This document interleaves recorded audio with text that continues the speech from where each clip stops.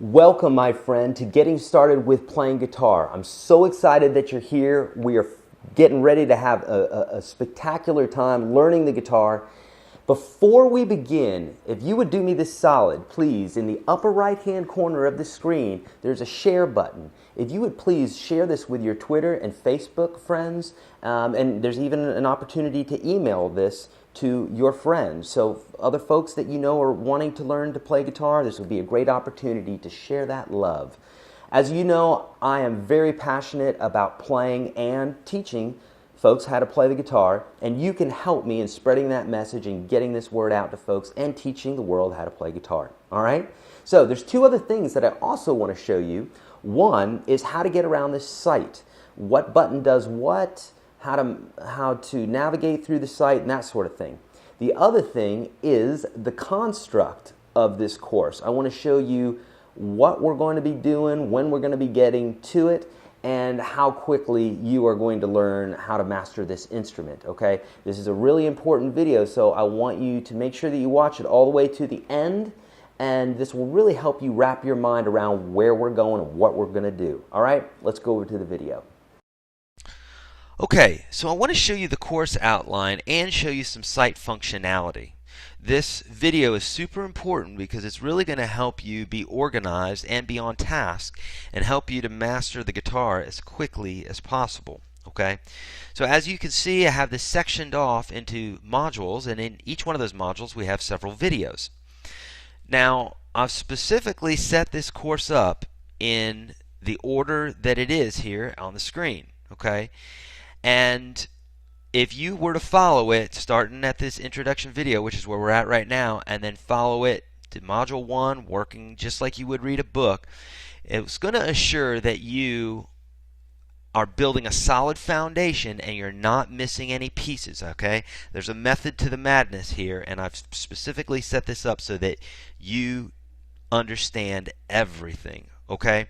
Now, as in all my other courses, there is a Mark Lecture Complete functionality in here, which after you get done watching the lecture and reviewing the PDF and understanding all the principles that are in that specific lecture, there's a little button that you can click that will allow you to mark that lecture complete, so that if you're on your computer or your iPad or wherever you're viewing these, you'll be in the same place. It's like a bookmark, and you'll know exactly where you're at in the course. This will help keep you on task and keep you from doing anything repetitive that unnecessarily. Okay? As you know, I'm very passionate about teaching, and I love to let people know. So if you would share that love over here on the left hand side of the screen here, tweeting it, liking it, pinning it, emailing it, all that good stuff. Take a moment, if you would, please, and share that with folks so that they too can get the same free lecture here, the same understanding on the guitar that you have been afforded. So please do that for me. That is the course right there, friends. If you also, one other thing, if you wanted to find out what's in a specific lecture, you could click on the name, on the title, and then you're going to get a little description there, just like that. Okay? So, have fun. I'm so excited that you're here. You're finally going to learn guitar. It's going to be exciting. It's going to be fun. Let's get rolling. I'll see you in the next video.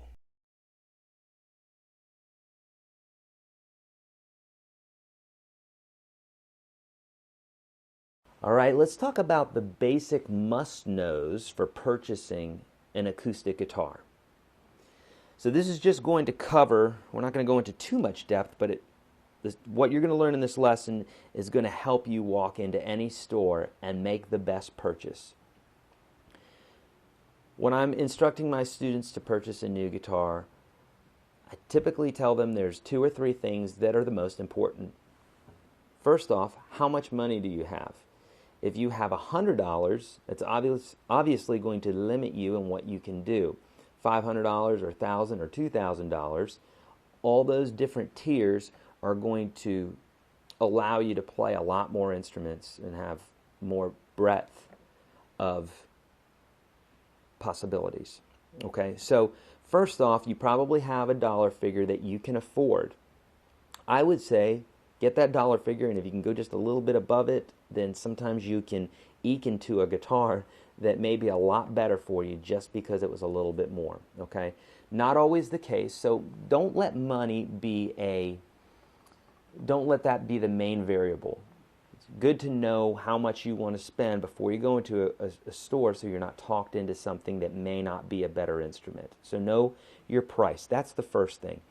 The other two really important things are feel and sound.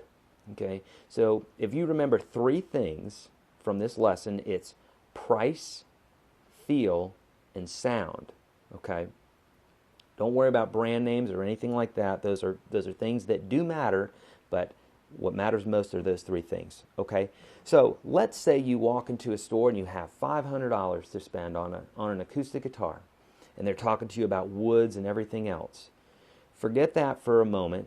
Okay, that's higher level stuff that we'll get to eventually, but I want you to take $500 and go into your store, your local store, and play any acoustic guitar that's in your price range. Okay, now there may be hundreds of them, so obviously you don't want to play them all, but you want to make sure that you give each guitar in that range a chance, because you may pick something up that's a no-name. Not that this is not a no-name, but you may pick something up that's a no-name and it plays great, okay? And then you may pick up, a Gibson or something wonderful, and that guitar is just not set up right, okay? So really important to try those in the different ranges, or in your range, okay?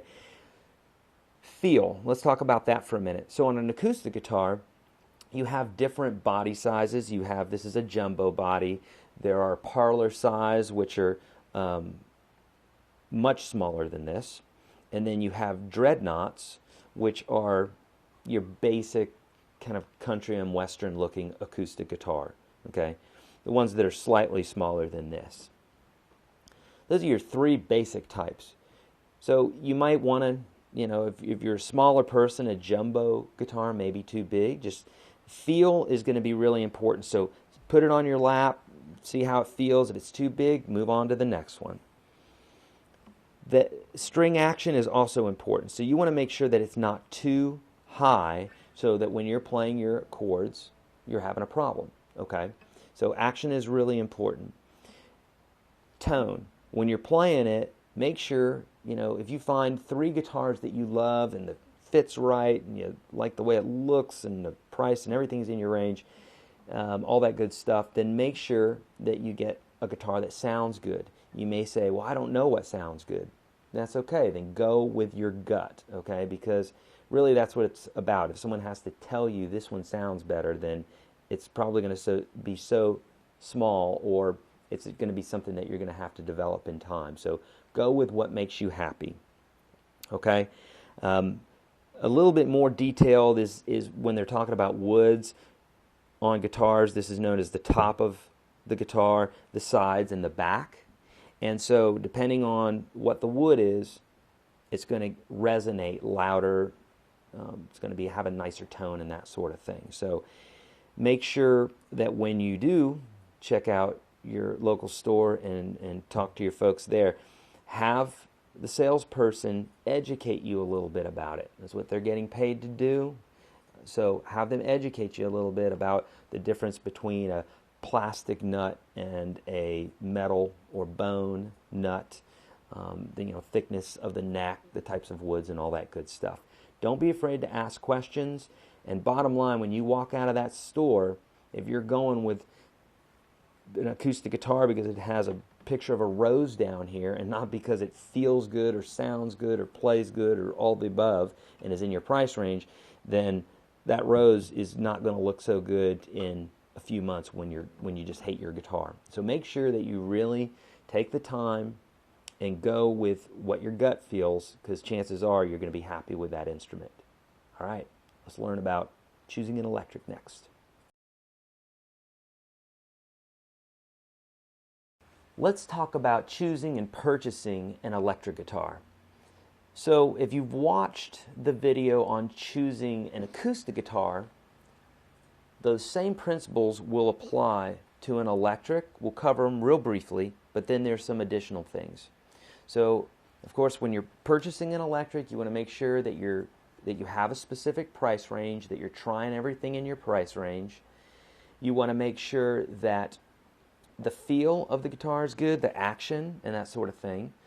Now, the action, remember we said the height of the strings to the neck, that's your action, can a lot of times be adjusted on an electric. It can be adjusted on an acoustic as well. It's a little bit more of a difficult procedure, but it can be done. Okay, so just because the action on the guitar might be a little bit higher does not mean that all is lost if you fall in love with the guitar for every other reason. Okay, but action is an important thing. So ultimately, when you walk out of the store, you got to either make sure that it's going to be lowered by a technician or that they're going to be able to do it or something like that. So the feel of the guitar is really important. This is a Les Paul. Les Pauls have really thick necks. I'm not a particular fan of thick necks, although I've gotten used to this Les Paul. I love Les Pauls, and I've gotten used to it. Whereas, Fenders have thinner necks. Not right or wrong. It just kind of depends on what you grew up with. I grew up with, thinner necks. So that's what I prefer. So you're going to find that the neck itself is going to feel different. The weight of the guitar, Les Pauls are typically heavier guitars. So, you may want something that's lighter. You may want to put it on, strap it up and wear it and see if it's too heavy or if it feels good. So the feel of the guitar is really important. The tone is going to be huge as far as electrics. Okay, so like the tonal difference of electrics is pretty vast, and that has much to do with the pickup selector, the guts and the electronics within the guitar, the woods, all that stuff. But let's not get bogged down with that. We could get into a lot of detail there, but ultimately, does it sound good to you? Okay, and you need to be able to compare this guitar or whatever guitar you're happy with to a bunch of other guitars, so that you're not just, if you pick up an electric and plug it in and play and you hadn't done that before, they're all going to sound good because you've never heard that before and it's a great sound. So make sure you're comparing a bunch of different guitars so that you get the cream of the crop, the one that's best for you. Okay, so tone has much to do with choosing the guitar. Humbucker pickups, that's a name, humbucker, Humbucker, are typically higher gain pickups, and they're found like in Les Pauls and stuff, whereas single coil pickups are found in things like Telecasters and Stratocasters, Fender guitars. And so each one has different advantages, different tonal possibilities. Typically humbuckers are more for heavier music, and typically single coil are more for like pop and blues, and it has a little bit of a more hollow type of sound, whereas humbuckers have a more driven, hard sound. Okay, so as far as your pickup configuration, that sort of stuff is also important. Try out all different guitars, ones with cutaways, ones without. There are semi-acoustics, there are solid bodies. This is a solid body. There are guitars with bolt-on necks and glued-on necks. In this case, this is a glued-on neck because there are no bolts here, whereas I've got several guitars that have, probably half and half. I've got some with bolt-on necks and some with glued necks. Actually, I probably have a lot more with glued necks, but that's just because, not for any specific reason. I have great guitars that have bolt-on necks. Don't let someone talk you out of a guitar because of that, okay? Typically, a glued-on neck usually means that the instrument has more care put into it because it's a harder process, but not always. So go ultimately with, here's the three things again. Remember, go in with your price, and it's feel and sound. If you walk out of the music store with a guitar that's in your budget and it feels and sounds great, then consider yourself lucky because you've done your homework, and you should be happy with that guitar for a long time. Let's keep going. Okay, so let's talk about the anatomy of the acoustic guitar. Okay, so you can kind of think about the guitar like your own body, in that this part is called the body, this part is called the neck, and then the head, also known as the headstock. On the headstock, you've got the tuners, which tune the strings. You've got the posts, which the strings wrap around, keeping them snug so that you can tune them. Following down, or actually this is called up the neck, so following up the neck, you've got this, which is a little a cover, a truss rod cover. There's a piece of steel that goes through the entire length of the guitar neck. It's called a truss rod, and it's used for adjusting the pitch of the neck. It's something you really don't want to mess with too much because you kind of got to know what you're doing. I've been playing guitar for a long time and I still don't mess with the truss rod. So anyhow, that's what this is covering now. This is called the nut. Following up the neck, these are called the fret wires or frets. Okay, a lot of people think that the space in between here is called the fret. That's not. The fret itself is that actual piece of wire that's in there. Okay. These are the fret markers, and basically they just kind of let you know where you're at on the guitar neck. So instead of me having to count 7 frets up, I can know by just looking at this that the 4th dot or the 4th marker is the 7th fret. So they're there just to kind of let you know where you're at on the guitar. Same thing on the top of the neck here. You can see there are some markers as well, which tell you where you're at from this angle. Okay, we've got the fret markers, got the frets. This part here, the dark wood on this particular guitar is called the fingerboard. A lot of times that's made of rosewood or ebony. Coming to the body of the guitar, this part here is called the bridge, also known as the saddle. This is called the pick guard, and this protects the guitar from, if you're doing some heavy strumming and that sort of thing, from scratching the surface of the guitar. The top of the guitar here is called the top. Sides are called sides, also known as ribs, but typically they're called sides, and the back of the guitar. So when you hear guitar players talking about a spruce top or spruce sides and back or something like that, they're talking about this specific kind of wood, and they're talking about what part of the wood or what part of the guitar is made of what kind of wood. Let's see. On this guitar, we also have strap pegs, okay, or buttons, also known as. And then this particular one has a place where you can plug it in right here, so that this acoustic guitar can be electrified and plugged into a sound system and that sort of thing. I think that's it. Let's see. Oh yeah, this one also has some electronics on it. So some guitars will have electronics like pickups and that sort of thing. So this one has some extra doodads in it that some guitars don't have, like volume and that sort of thing, treble and bass control. Other than that, that's pretty much the anatomy of the acoustic guitar.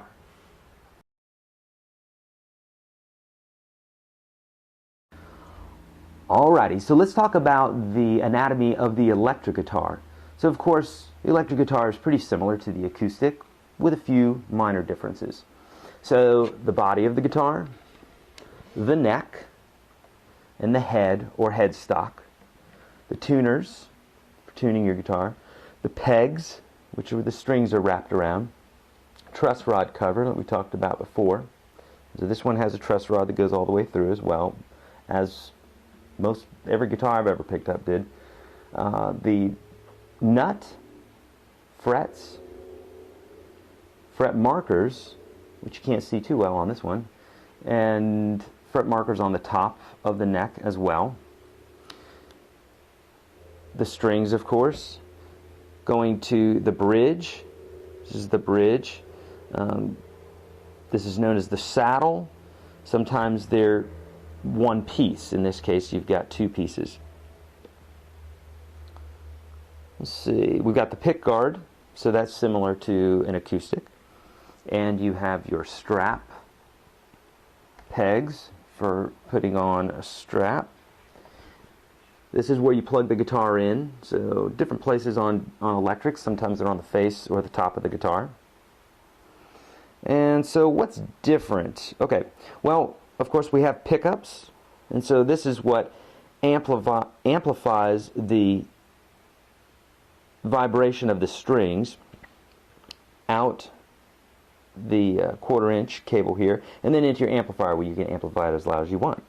And then you have volume, tone.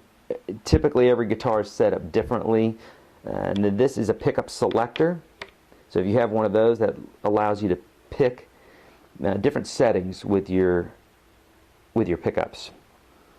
Let's see, what else? On this particular one, you'll usually have, or I should say, on most electric guitars on the back, you'll be able to get to the guts or the electronics via these little doors or windows, and you would just unscrew those and then get in there and get fancy with it. Don't do that unless you know what you're doing, of course.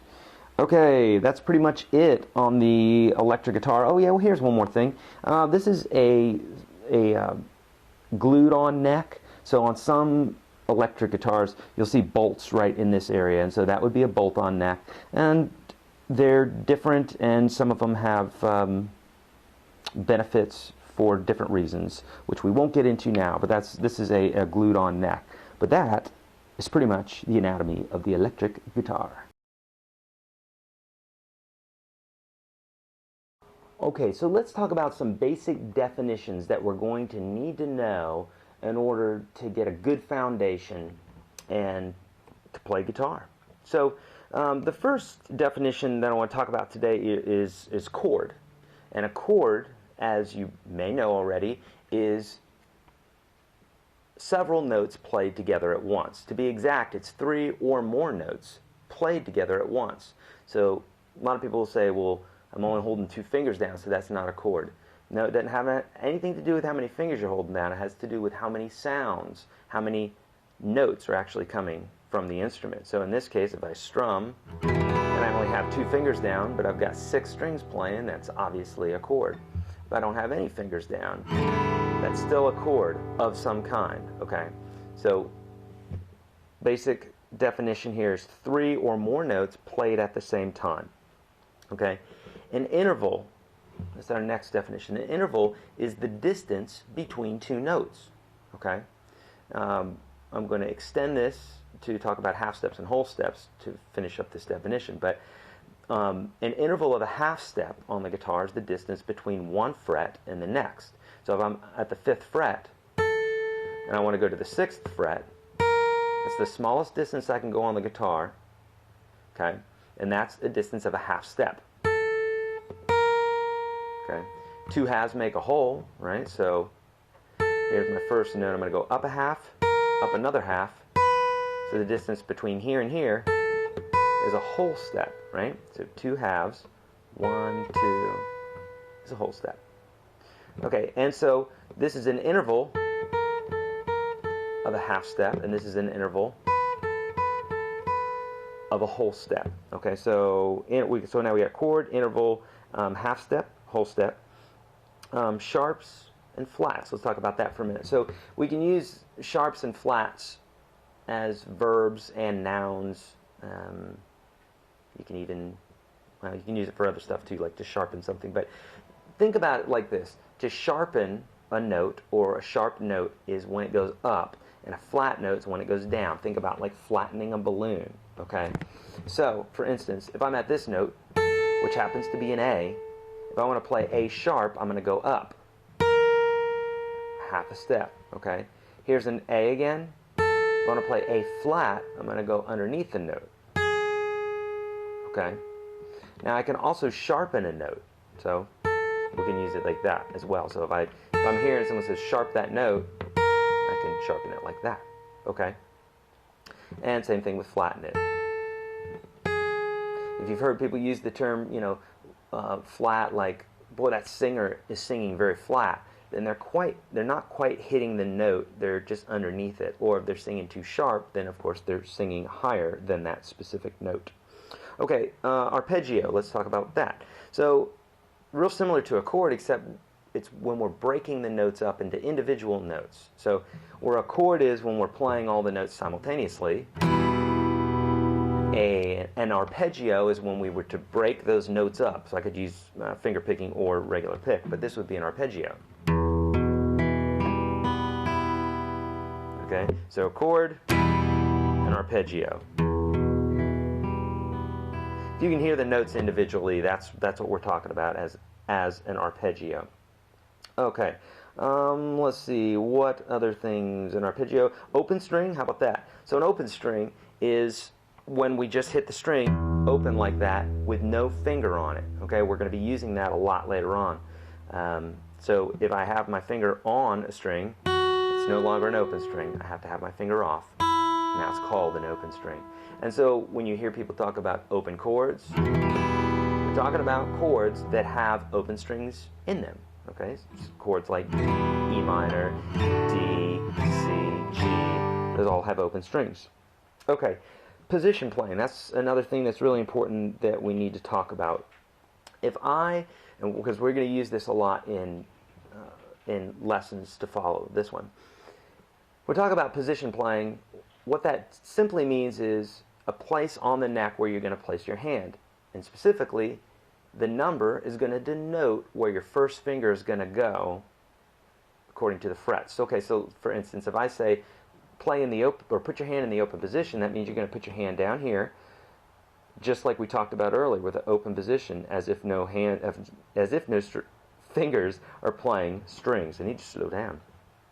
Okay, so this would be open position. This would also be known as first position because your first finger is right here near the first fret. Okay, so if I were to slide my first finger up to the third fret, and each finger would play its own fret accordingly or respectively, then now I'm playing in the third position. Okay, fifth position would be here, and my first finger is right behind the fifth fret. 1, 2, 3, 4, 5. So each finger would have its own little place to play. Okay, this is good for setting up a technique as far as like playing your scales and what have you, and being in the right place. Okay, and then of course if we want to come up to the 12th fret, that would be playing in the 12th position. So really important to know about position playing. We're going to be using that a lot in future lessons. Alright, so let's talk about a couple of really basic techniques, but very important techniques for playing the guitar. And if you don't know them or don't build your foundation well, then you're going to have issues playing. Okay, so the two things that we're going to be talking about today are posture and how to hold your pick. Okay, the way that I'm holding the guitar right now is a classic folk style of playing guitar, where if I'm a righty, right-handed, then I'm resting the guitar on my right leg, and the guitar is parallel to the ground. Okay, the advantages to this is that it's very comfortable, it's very natural. So I could sit here and talk, and my back is not strained or anything like that, and I go to play the guitar, I don't have to do much movement. Okay, so that's the advantage to it. The disadvantage to it is that really there's only two places where the guitar is being held, and that's the leg and kind of my chest arm area, but it's still a little bit wobbly. Okay, so at first, new guitar players oftentimes will compensate by grabbing the neck, putting the thumb over the neck, and grabbing onto this like a shovel. Okay, if you've heard me talk before about this, I preach about it a lot, that we don't want to grab the guitar like a shovel. Okay, sometimes we will, but in the beginning you don't want to do that. So really important that you're not doing that. Okay, if you find yourself doing that a lot, then a classical position may be more your style. And so the classical style is when you put the guitar on your left leg like this. Now for this one, typically you got to sit up more, and your back is a lot straighter. You can't hold this position for a very long time. It can be a little tiring. Probably better for your back that you're not slouching and that sort of thing. But most classical guitar players will play this way. This way, my left and right leg are supporting the guitar, and my chest slash arm, okay? So I have a lot more stability, and the guitar neck's not going to go anywhere, okay?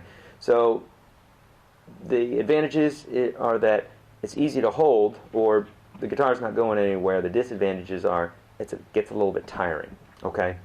And then, of course, when you have a guitar strapped on, then it's kind of in this position more than it is, say, parallel to the ground, like in the folk position. So as far as the guitar being up in a nice place that you can reach all your chords, the classical position and when you're wearing a strap are going to be advantageous to reaching your hand around and grabbing chords and that sort of thing. Okay? Alright, so those are the basic positions for holding your guitar. Since I'm going to be playing a long time, I prefer this position unless I'm playing classical. Okay, let's talk about how to hold the pick. Not too much thought into this, other than you typically want to place the pick in between your thumb and your first finger. Some people will go as far as using the second finger as well to reinforce the grip. And sometimes I'll do this, but really for the most part, that's the way that I hold it.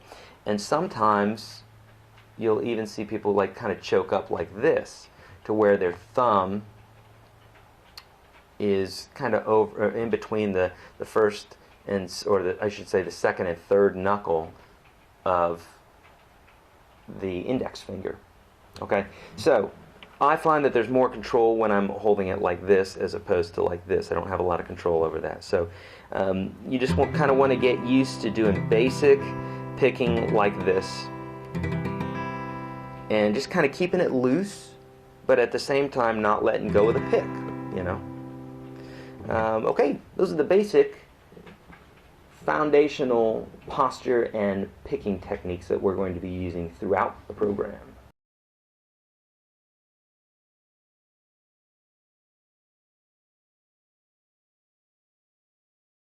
Okay, so let's talk about the basic physics of sound. This will help you understand the guitar a little bit more on a real basic level. Okay, so as you might know or might have heard, the bigger something is, the deeper the sound it makes. Or another way of saying it is that the larger something is, the frequency that it resonates at is a lower frequency, whereas something that resonates at a higher frequency tends to be smaller. Okay, for instance, on the guitar, a thinner string is going to be higher pitched than, say, a thicker string, which is going to be lower pitched. Okay, this is a basic physics law. Okay, that's why whales make these deep sounds, and finches and little birds and mice make these real squeaky sounds. Okay, so the actual size of the string matters in its highness or lowness. So does the length. Okay, so again, the smaller a body is, the higher pitch it is. So if we have a full-length string between the nut and the bridge, and I pluck that, then that's going to be a deeper sound than, say, moving up, and this is up the neck. Okay, so now the length of the string is shortened between the bridge and the 12th fret, and so now we have a higher pitched sound. Okay, what else about the basic physics of sound is that, you know, volume. Okay, we talk about sound waves and frequency. When we hit something, or when something vibrates, it obviously causes sound waves, or it causes the air to vibrate, which turn into sound waves, which hit our ear, and we have the perception of sound. Well, depending on how loud our eardrum is rattling determines volume. Okay, so if I hit this very lightly, then it's vibrating the air very lightly, and those air waves or air particles are causing a small vibration. Okay, so all things to remember when you're playing the guitar, especially in regards to pitch. So later on, when we're talking about soloing or finding a particular pitch, if you know that this is a particular note that you're supposed to play, and you hear a note that's higher, going down here is obviously going to be a bad thing because we want to go higher up the neck. Okay, so an important lesson to kind of get under your belt is the basic physics of sound.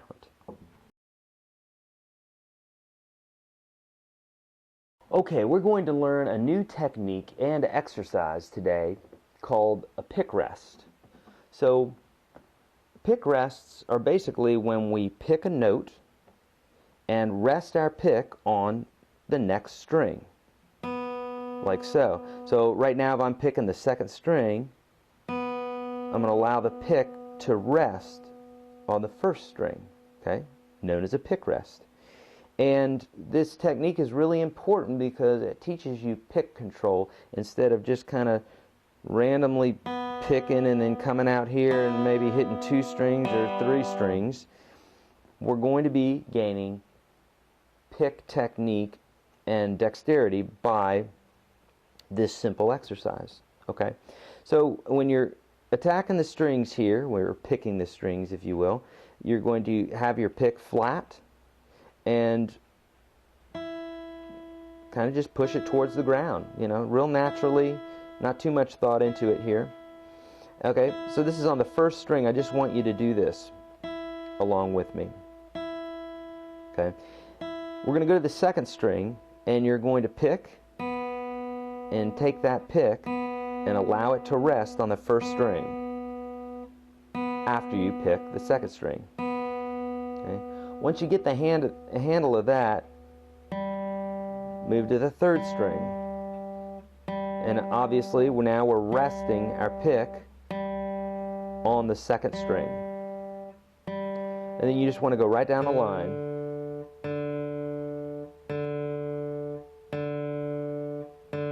Anybody who's good at the guitar has to be able to pick, either finger picking or with a regular plectrum or pick, if you will.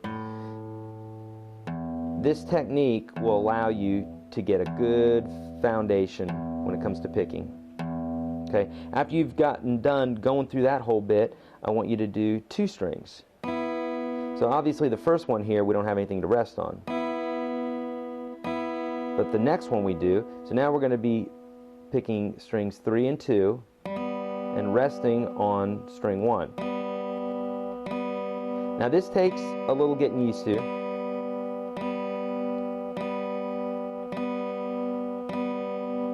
And so on. Here's a word on the right hand, or your picking hand if you're a lefty. So picking hand either way. A good thing to do is to rest your hand on the bridge, on the saddle, and this will allow you to have more control. Think of a brain surgeon. If this was your brain and he had a really sharp instrument and he was hanging over like this, how much control is he going to have doing whatever he needs to do? If the palm of his, or the heel of his hand here was rested on something, he's going to have a lot more control. Okay, try writing 2 or 3 feet away from whatever it is that you're writing with without resting your hand. Your handwriting will be very sloppy. In the same way, in the exact same way, your right hand, if it's rested, say like this, on the strings itself or on the bridge, you're going to have a lot more control with that picking hand. Okay, so continuing with this, we're doing 2 strings at a time. This is strings 3 and 4 now, and you want this to sound like one pick, like this. You don't want this. But you'll probably do it first, that's okay. We're trying to get this. Another thing I'll do is I'll put my fingers on the pick guard itself.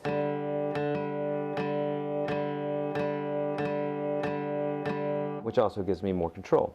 Okay, then strings 5 and 4, 6 and 5.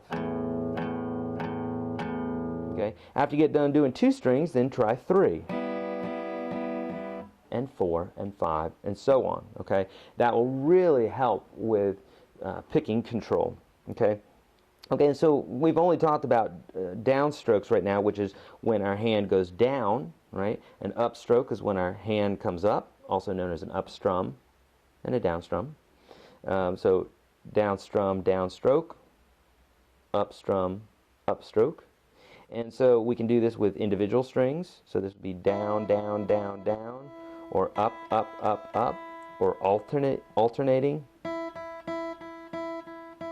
Down, up, down, up, down, up, down, up. We can do this with several strings at a time.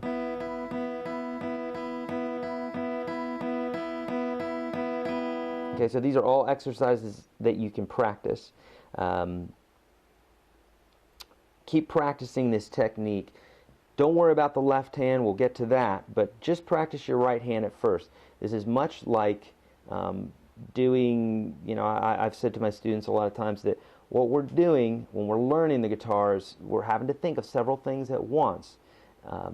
In this case here, we got the right hand that we're working with and the left hand, or the picking hand and the fretting hand. Just concentrate at one at first. Get really good at that, move on to the other, then together, then eventually we'll bring them together. Okay?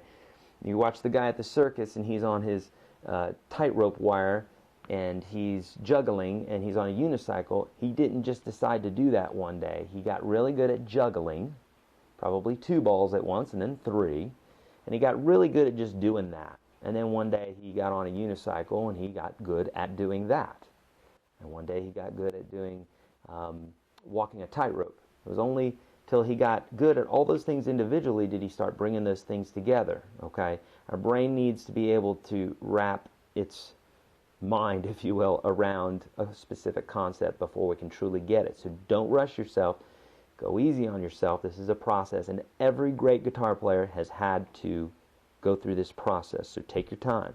All right, till next lesson. Okay, so now that we have some stellar picking technique down, let's start working on some basic fretting technique, okay? We're building principles here. A lot of folks just want to jump in and play guitar, and you can. You can also make a mess of things. So obviously what we want to do is we want to build really good techniques, a really good foundation that's going to be used across everything that we're doing, okay? So this basic fretting technique that I'm going to talk about now, you're going to use it for the rest of your guitar playing. There's never going to be a day where you pick the guitar up that you're not going to use it. So it's really important that you get this basic principle down. Okay? So, firstly, we want to be playing on our fingertips. Okay? And when I say the fingertips, this right here is not the fingertip. Okay? I mean directly straight onto this guy. Okay? Right on the fingertips, like that. With my one-on-one students, I'll take a Sharpie pen and actually put a dot right there on the tips of their fingers so that when they're playing and that dot is looking up at them saying, nope, you ain't doing it right, then they know to put that dot right on the actual string, okay? And typically you only have to do this for like a day or so and then you'll get the idea, the concept, okay? So the first and most important thing is play on your fingertips, okay? In order to play on your fingertips, one of the things that we need to do is get enough hand out in front of the neck as opposed to being back here. It's typically a real natural thing to want to grab the guitar neck like this, like a shovel, with your thumb over the neck. Well, for beginners, that's kind of the kiss of death as far as your chords sounding like, you know, not very good and what have you. So it's important to take that thumb and drop it to the back of the neck, and preferably near the bottom part of the back of the neck as opposed to the top part of the back of the neck, okay? So the further down it is, the more that you'll be able to bring that hand out front, okay? So obviously, too, you want it to be comfortable, and so find a good happy medium, okay? Another thing that will really help you to play on those fingertips is to keep this last knuckle, you know, we're counting 1, 2, 3, keep that third knuckle curled as much as possible when you're playing a chord. If it's like this, if it's flat, then you go to play a C chord, going to sound like that. You have two notes maybe in there, okay? But if I curl that last knuckle, and watch the slight difference in my hand here. It's just ever so slight.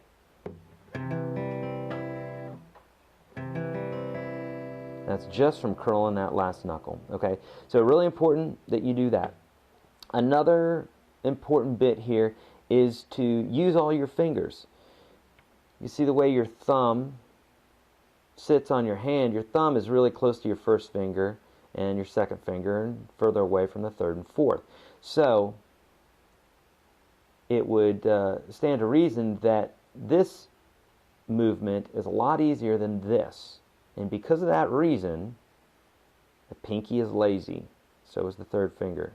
Okay, third finger not as much, also because of the length. The pinky just doesn't want to get out of bed in the morning. So you got to make it do its thing. Okay, and so I really highly encourage you to use all your fingers. Let's say I were picking frets 1 through 4 on the high E string, then I'm not going to slide this finger up, nor am I just going to use my second finger. I want to use all fingers, so 1, 2, 3, 4, so like this.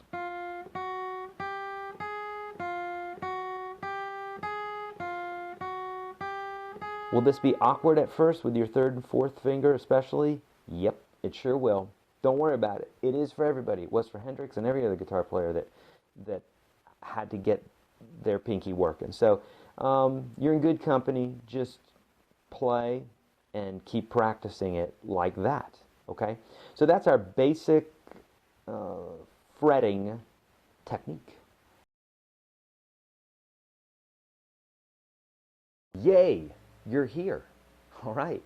Let's talk about the names of the strings, the open strings, and the notes on the neck. Okay? So within the next few minutes here, you're going to be able to know, or you will know, every note on this neck by name, and if someone pointed it out to you, you're going to have a way to say what that note is. Okay? It's a little bit of a process, but it's going to be something you're going to develop over time, and you're going to get really super quick at it. Okay? So I'm going to show you some tricks here. So starting from the low string here at the top, we're calling that low because it's low in pitch. I know this is low to the ground, but that's high. Musicians call that high as it's high in pitch. Okay? So this is low, also known as the low E, and this is the high E. Okay? So starting from the low E, the strings go E, A, D, G, B, E. E, A, D, G, B, E. Okay? We name them that because that's when the guitar is tuned to standard tuning, that's what that specific string is tuned to, or should be. So even if you tune it to, even if it's out of tune, obviously it's still the E string. Okay? That guy is, and then E, A, D, G, B, E. Okay, how can you remember this? Easy. One of the ones that I've always told my students is Eddie ate dynamite, goodbye Eddie. Right? No, I'm not endorsing eating dynamite, but it's a funny little thing that you can remember. Eddie ate dynamite, goodbye Eddie. Right? So now that we know the names of the strings, there's two little rules, two miniature little musical rules that apply to all instruments, not just the guitar. And here they are. The musical alphabet goes from A to G. Okay? So our normal alphabet goes A to Z. Musical alphabet goes A to G. There is no H, I, J, K, L, M, N, O, P. There's no H chord. There's no I note. A to G. A, B, C, D, E, F, G. Okay? That's all there is in the musical alphabet. That's all there will ever be. Any instrument, that's it. Okay? A to G. The other principle that we need to know is every note has a sharp except for B and E. Remember we said earlier that a sharp is when we can raise a note that's brought up, and a flat is when the note is brought down. Okay? So what I mean by a sharp is a note that's in between one letter and the next letter.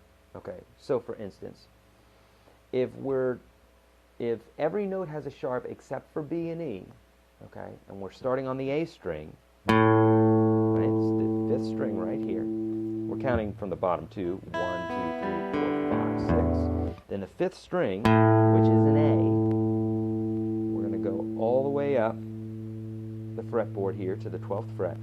We're going to go all the way up, identifying these notes. So, alphabet goes A to G. These are two mantras you want to keep in your mind all the time. Alphabet's A to G. B and E don't have a sharp. So, if that's true, here's our A, because it's the A string, right? Yes. And does A have a sharp? Yes, it does. So the very next note on that same A string is an A sharp. Okay. In the alphabet, the next note, or the next letter is a B, right? So it's a B. Remember our rule, B and E don't have a sharp. So B, since that's B, we go up another half step, right? One fret, we go up another half step. This can't be a B sharp because B doesn't have a sharp, so it has to be the next letter. Exactly, a C. So here's our C. Okay. Does C have a sharp? Yep, it sure does. There's our C sharp. What's after C in the alphabet? D. Does D have a sharp? Yep. What's after D? E. Good. Does E have a sharp? No, it doesn't. I was testing you. So, B and E don't have a sharp. Those are our two rules. So after E, A, B, C, D, E, F. And believe me, I sing the alphabet in my head all the time when I'm doing this. All right. So E, F. Does F have a sharp? Yep. G would be after F. A, B, C, D, E, F, G. Does G have a sharp? Yep. And then after G sharp, we start over again, right? There's no H, so straight to A. So we're back starting over again. Think of it like a spectrum of colors. It starts over again. So here is an A, and so is this. So the 12th fret is a place where the next starts over again. So we went from A to G sharp, and then back to A again. So we just start right back over here. A sharp, B, C, C sharp, D, and so on. That's true for the 12th fret on every guitar. No matter what you're tuned to, it's going to be the same. It's going to be whatever the note down here is tuned to, that's going to be the name of this note.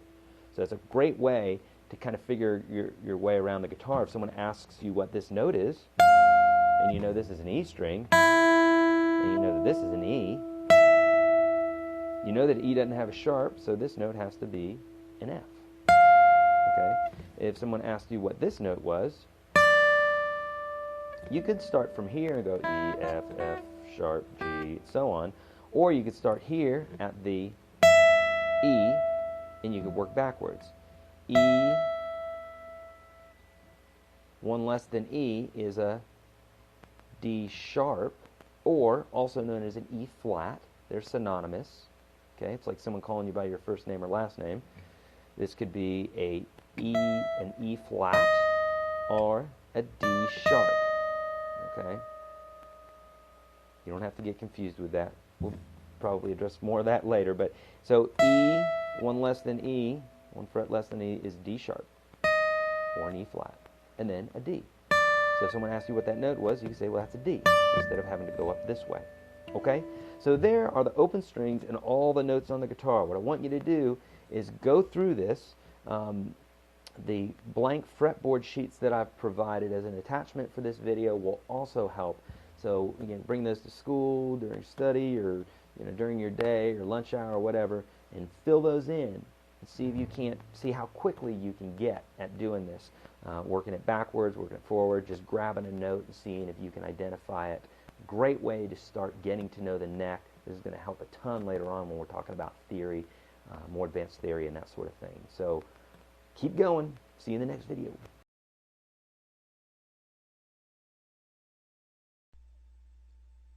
Okay, a quick lesson today on how to read tablature. Now you're going to get more out of the ebook materials for reading tablature and the attachment that's related to this than you would probably a video, but I do want to denote a couple things before you get started. I just want to give you a real basic idea about tab. As denoted right here, the 6th string is going to be your lowest string, or if you're holding your guitar in a standard way, in a standard tuning, then the lowest string is the one that's closest to you. and the highest one is the one that's closest to the ground. Okay, we call that the highest one because it's highest in pitch, and we call the low one low because it's low in pitch. Okay, okay, so for those of you that don't know and have never read tablature before, what this number represents is the actual fret on what string you should be depressing. Okay, so on the 6th string, basically this is a G chord, this little bit, and in order to play a G chord, you would depress or press down the 3rd fret of the 6th string. Okay, this is not fingers. Don't think anything about fingers here when you're playing. That's why we did those dexterity exercises and what have you, is to get you to understand where to put your fingers. That needs to be second nature to you. However, what frets to play may not be. Okay, so this would be the 3rd fret of the 6th string, 2nd fret of the 5th string. The zeros would mean that you were to strum those notes or to pick those notes, but they're open. And the 3s here on strings 2 and 1 are on the same fret but different strings. When everything's stacked up together like this, that means they're played simultaneously. Of course, you're just going to hit it together. If they were in a sequence going up or down or just going across, then they would be played in series. Okay, like for instance, this would be played like bum bum bum bum bum bum bum bum. I'm singing the major scale, but that's not correct. But you get the idea. It's going to go in a row as opposed to a chord that's played all at once. Okay. All these other examples here are going to be better read than demonstrated via a video here. So, okay, get to reading some tablature. It's a great way of being introduced to new tunes without having to learn too much theory. You can just get into a song right away. So start reading some tabs.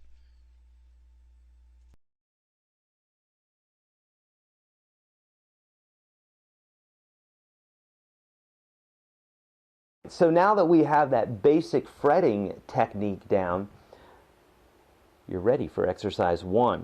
Okay, this is an exercise that was the first exercise I ever did, and nearly 30 years later I'm still doing it because it's such a great exercise and it just builds a great foundation. Okay, so near the end of the last video that I did, I was doing this idea, right? Just walking up 1, 2, 3, 4 on the 1st string. Okay, remember we said we're using all of our fingers, we're using our fingertips, we're curling that last knuckle. We're also wanting to leave some space in between the neck, the guitar neck, and our hand, or the palm of our hand. We don't want to do this. Even if our thumb's back here, we don't want to do that. That doesn't allow us to play very well. So we got to drop that palm like that, and then practice this exercise. Okay, and so I'm playing it a little faster than you will at first. The goal is to play this as cleanly and as slowly, well, not necessarily slowly, but as cleanly as possible. Practice it as slow as you need to. You want to be as close to the fret as possible. Being back here is going to give you sounds like this, or sounds like this. If you're hearing those sounds, that means you're not close enough to the fret, or you're not pressing down hard enough. Okay, so that'll be the next thing we talk about. So as close to the fret as possible without going over. If you go over, you're going to get that muted sound. You want a nice bright sound like that. Okay. If you still hear a buzz after pressing down right behind the fret, like that, then it's that you're not pressing hard enough. Okay. It's one of those two things, or it could be that your guitar's bad, but most likely it's not. Okay? Sometimes you can have a dead fret where you play there, no matter how well you're playing, it sounds bad, but that's probably not the case at first.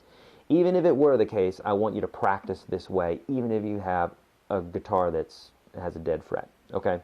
Take it to your local dealer and have them look at it if you think that's the case.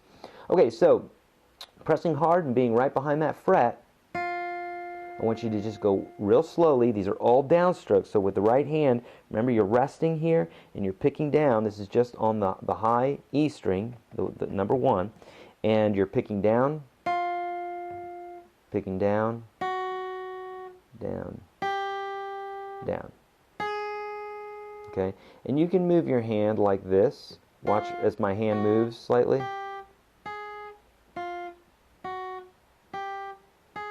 Okay, or you can stretch out like this.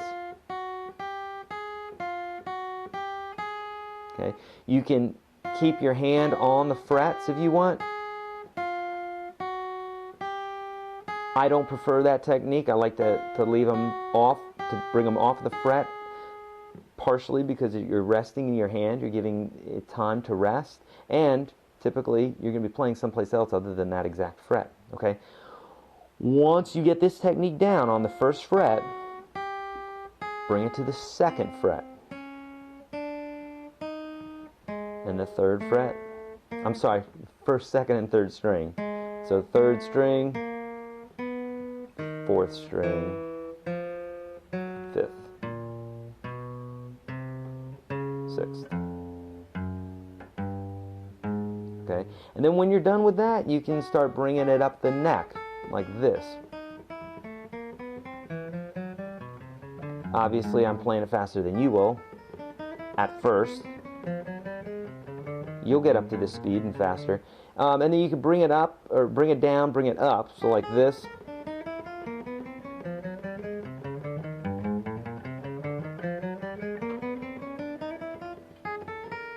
Okay, and then so on. Just keep bringing it up, and it'll allow you to get used to these smaller frets as well. Okay, that's your exercise 1.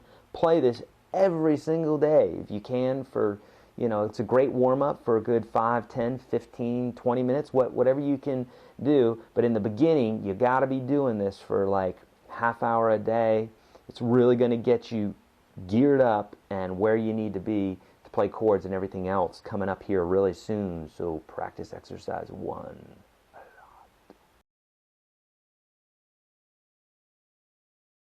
All right, let's talk about staccato versus legato playing.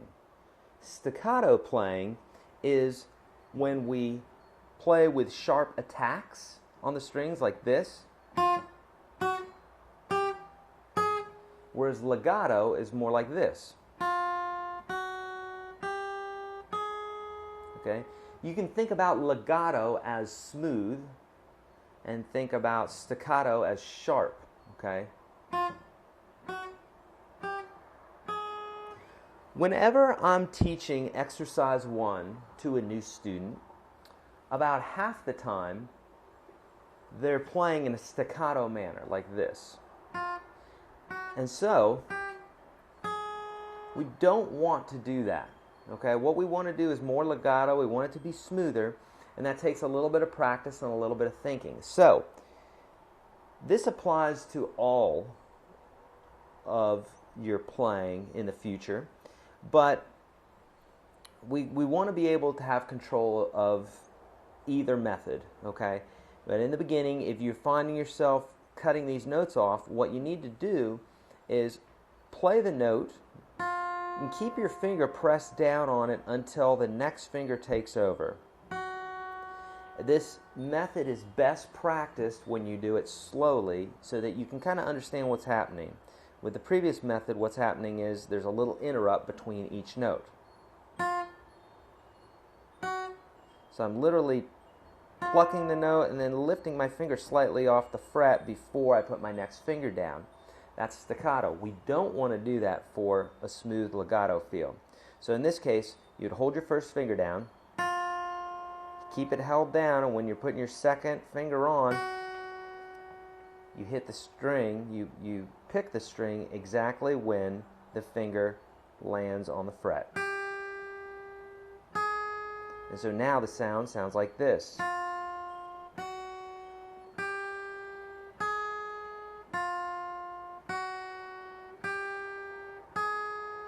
And you can play this faster.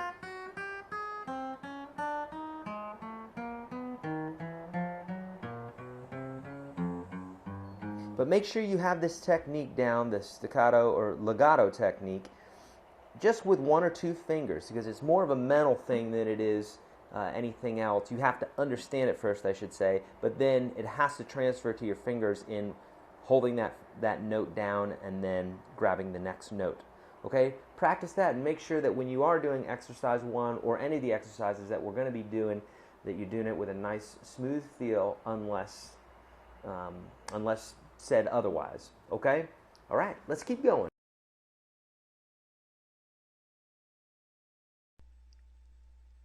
Okay, a short little lesson today on chord stamps.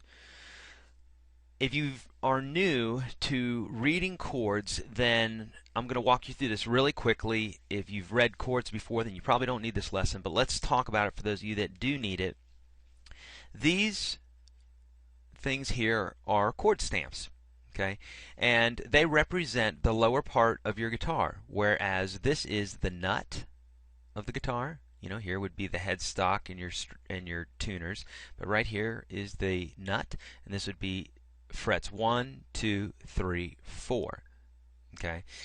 Notice that this string here is thicker and wound, and this one is thinner. Okay, so just like your guitar, just like turning it over and looking at it. Notice the fret markers right here. So just like your guitar probably has the 3rd fret marked like that.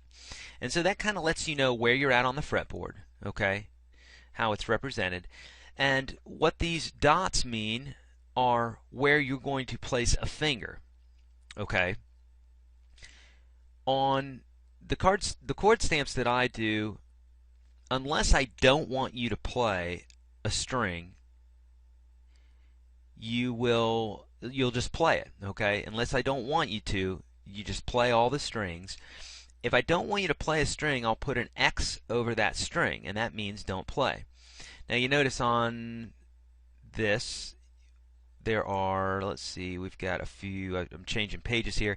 Okay, so at the top here we have one that's in parentheses, an X that's in parentheses, and another one that is not in parentheses. What that means is the one that's not in parentheses, I definitely don't want you to play because it's technically not in the chord. So for practicing sake, do not play any X that's not in a parenthesis. Okay. When an X is in a parenthesis, that means you typically don't play it, but technically the name of that note would be represented in the chord, and it's not going to sound bad. It's just going to make the chord sound a little bit different, maybe a little bass heavy, or make it sound a little less like the chord that we're going for. Okay, so to summarize, anything with an X only, don't play that string. If it is X in parentheses, try not to play it. If you do, it won't be the worst sound in the world. Okay, when you see a note with red around it, you should denote that as being the letter name of the chord. It'd be the root. It's where the root is located. So for instance, for all these D chords, the 4th string, which is a D, is going to be red because that's the letter name of the chord, and that's where we're getting the rest of the chord from. Or I should say, that's the note that we're basing the rest of the chord from. Okay? If we go here to some of these C chords, you'll notice that on the 5th string, the A string, if we go A sharp, B, C, this is a C, and so that is a C chord, and we want to denote that the C is in the bass. Okay? Now, or not in the bass, but in the root, I should say. For this particular chord, since it's a slash chord, we're actually playing the E in the bass, as we learned, or as we will learn, in our inversion section. Okay, so don't worry about that right now, but basically what this is saying is this is a C chord, but play the E in the bass. Okay, if you're unclear about that, that's okay. I just want you to understand how to read chord stamps right now. We'll get into inversions a bit later. Okay, and then the last thing I want you to note are the numbers inside of these circles. Okay, when you see a 0 inside of the circle, that means you just play that note open, or the 0 fret. Okay, so this note from the D7 here would be just played open. Of course, you wouldn't need a finger to play that because it's just the open string. Okay, whereas in this C/G chord, you've got a 3rd, your ring finger right here at the 3rd fret of the low E string. The 4th finger is just below that on the next string, and the 2 would be here and the 1 would be here. So you can break these rules later on, but for right now, learn them the way that I'm showing you, and it's really going to help and make things a lot easier as you're learning more chords. Later on, there'll be some reasons to break those rules, but right now, stick to that protocol. Okay, go practice your chords with these new chord stamps. Let's tune the guitar with a tuner. This particular type of tuner is a clip-on type. There's some where you just put them on a table and you would tune it then. The advantage to these clip-on type tuners is most of them can actually hear through a little microphone that's on the front, or as this one's adjusted to or set to, is it actually feels the vibration of the guitar so that you can actually teach a lesson and tune the guitar at the same time, and it's not going to hear me, it's only going to feel the vibrations of the guitar. And or if you're playing, say, a noisy music hall or something like that, and the crowd's screaming your name, then you could use this as opposed to the kind that sit on the table when you're tuning and it's trying to hear the guitar. Okay? Important to know when you're tuning a guitar, the string names, E, A, D, G, B, E. Because, for instance, if I go to pluck this first string, which should be an E, and it's showing up as a D sharp, and I'm trying to get this little gauge here to be right there in the center, well, if I do that, that's great, but D sharp is not what I'm going for. So unless I'm tuning the guitar a half step down, that's technically in tune, but it's in tune to a D sharp. We want an E because it's notice tuned to an E. So D sharp is lower than an E, so we're going up in the alphabet, A, B, C, D, E, like that sort of thing. And so if this is a D sharp, we want to tune up. You're going to see it go up here and then start over on the other side. Now it's an E because it just went as sharp as it could for the D sharp before it turned into an E, a low E. And so what we're trying to do is get that little gauge there to be right in the center. That's what we want right there. Okay, it's a little flat, but a little sharp. That's what we want, okay? And I like to pluck continuously like that because it lets the tuner be able to hear the pitch throughout, and it doesn't affect the tuner, okay? All right, so let's try an A now. So E, A. And notice that this is an A sharp. It's a low A sharp, but it's an A sharp, so we need to go lower because sharp, A sharp, is higher than A. So we need to bring it down a pitch. So there's a high A now.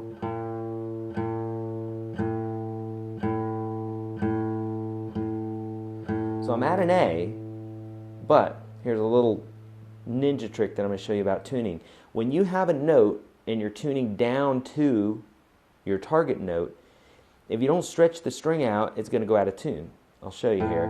So I just tuned this straight down from an A sharp to an A.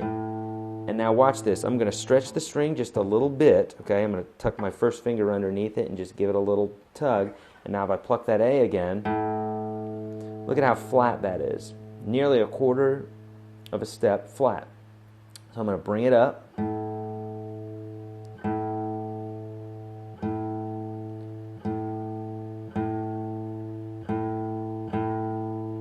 Okay, so if you're tuning, so the lesson here is, if you're tuning, if this is your target note and this is where your note is at, okay, so this note's lower, this note's higher, if this is your target note, you want to tune the note past your target note, stretch it like I did, and then bring it back up to pitch, okay? If you were to just bring it to here, then the next time the string gets bumped or something, it's going to drop it. The reason being is that there should be an even amount of pull across the guitar string.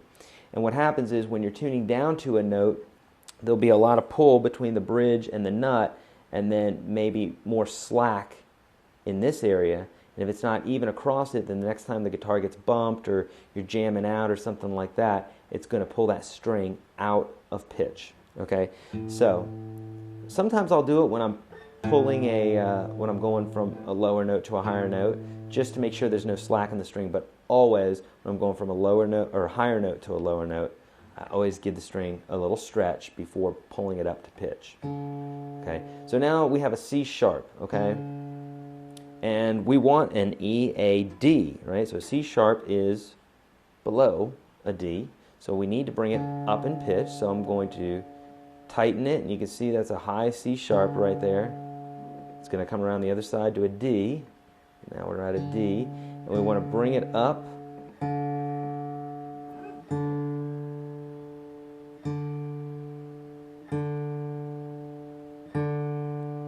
to a D. Okay, now I'll give this a little stretch just in case. We'll see if it puts it out of tune. So it did. It brought it out of tune just a little bit. But that's a little ninja trick there, stretching the strings. I've seen a lot of great guitar players not even know how to do that. So it's a real simple technique that will save your guitar from going out of tune a lot.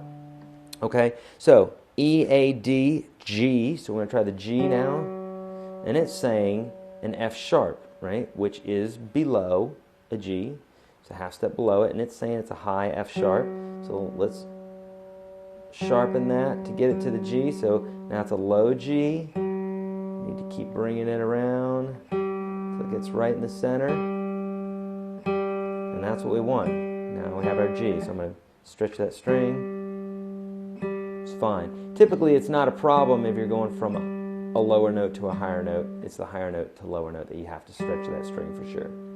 Okay, E, A, D, G, B. We're going to do the B string now. And it's saying it's a C. So here I go. I'm going to tune it down. You hear that little ticking noise. That's the string settling. And the B strings are notorious for that. And so now if I don't stretch that string, it looks like it's in tune, but if I give it a little tug, look at how flat it went.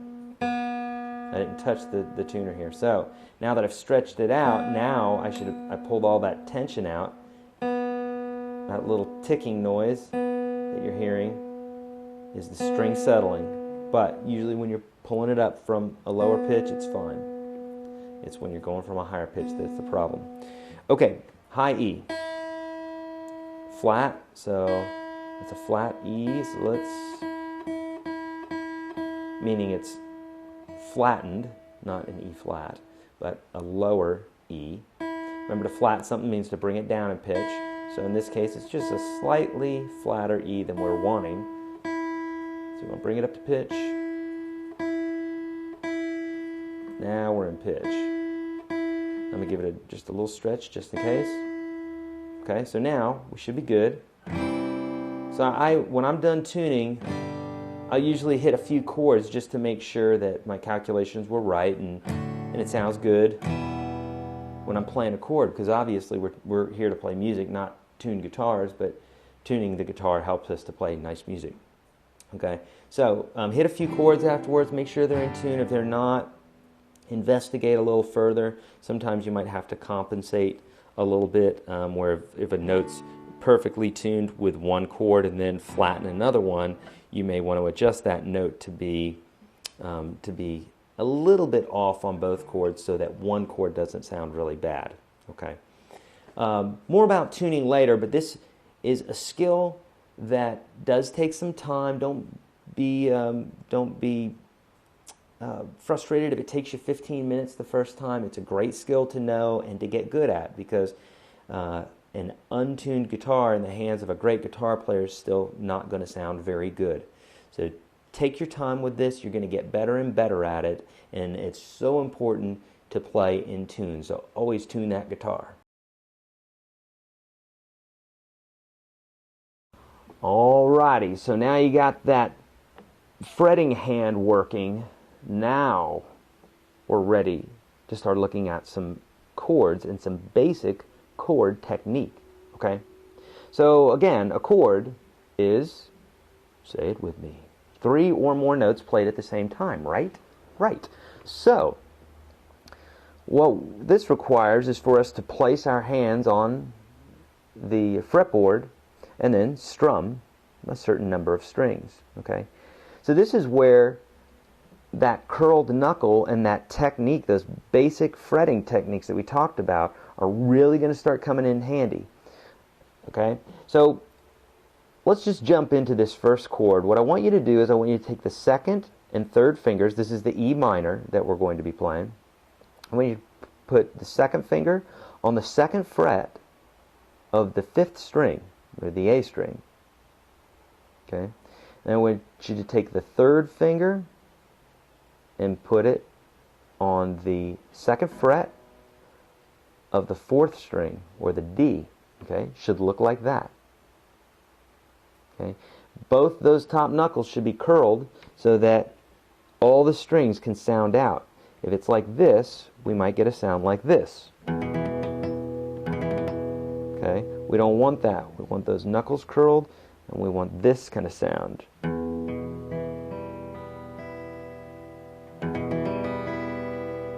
Okay, so again, fingertips, and when we're playing the chords, here's the basic chord technique, is you want to take the pick and allow it to just, like you're raking leaves, you know. When you're raking, you don't drive the rake into the ground, you go lightly because you just want to get the leaves off of the top, right? So in the same way, you want to think about that with the pick. You want to just kind of let it slowly go across the strings like that.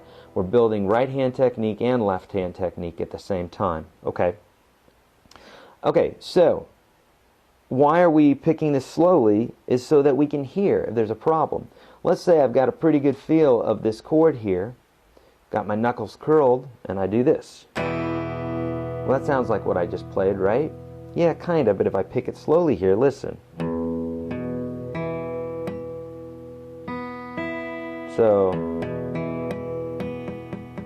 So that note is being muted.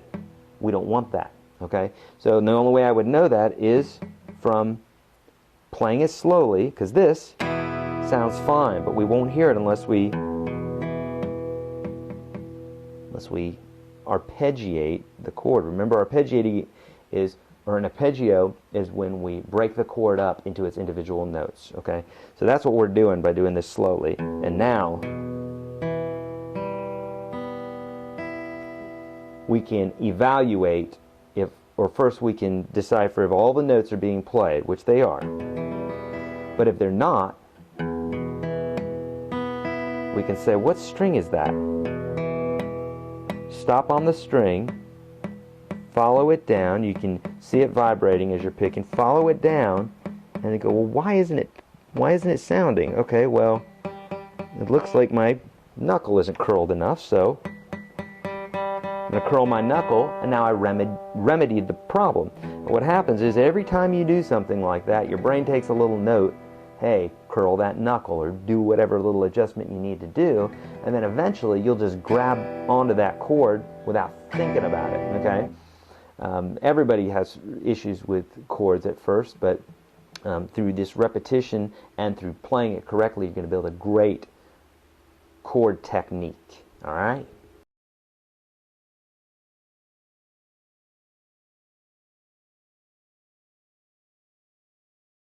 Okay, I just want to show you a short, quick little lesson, a little tip, if you will, for efficient playing, especially when it comes to your open chords and scale playing. I've talked about this lightly in the past, but I want to really emphasize this for this video, and I want you to practice this technique, which is, it's really important to curl the last knuckle of your finger when you're playing these chords, okay?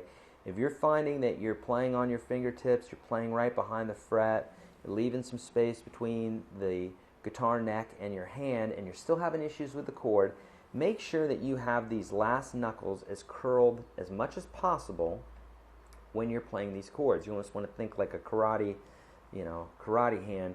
You want to have that last knuckle curled as much as possible when you're playing these chords. And so one way to practice it is to do that.